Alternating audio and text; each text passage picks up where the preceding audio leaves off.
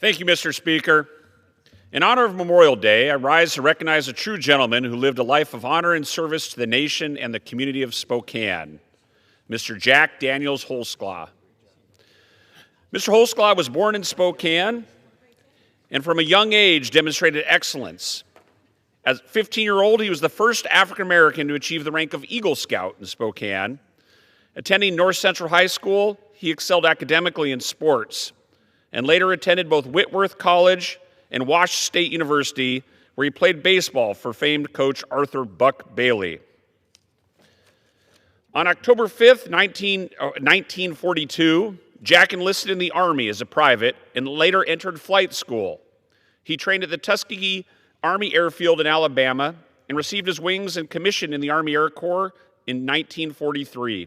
In December 1943, his squadron was shipped overseas to Italy, where he became part of the famed 332nd Fighter Group. The aircraft of the 332nd had distinctive red tails to differentiate them from other P-51 outfits, leading to the nickname Red Tails. Lieutenant Holsclaw fought his most memorable aerial battle on July 18, 1944. That day, all four squadrons of the 332nd Fighter Group, each composed of 16 P-51s, was providing protection for B-17's bombing runs on German targets. The group leader was forced to return to base due to engine problems, and Lieutenant Holsclaw, without being ordered, took over command. A German fighter force of nearly 300 Me-109s attacked the bomber formation.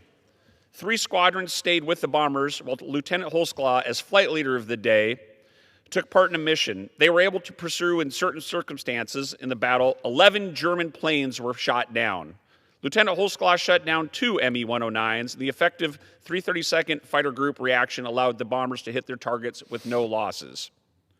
For his actions in taking the lead on July 18, 1944, in downing 2 enemy aircraft, Jack Holsclaw was awarded the Distinguished Flying Cross.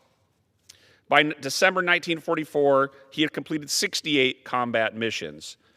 Captain Holsclaw returned to the United States in June 1945 and continued his service what became the United States Air Force. He would rise to the rank of lieutenant colonel.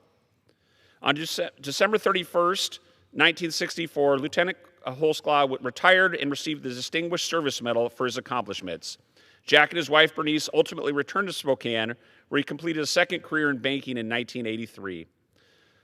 Mr. Speaker, it is exemplary men like Lieutenant Colonel Jack Holsclaw who built the Air Force of today, and our nation owes him and men like him a debt of gratitude.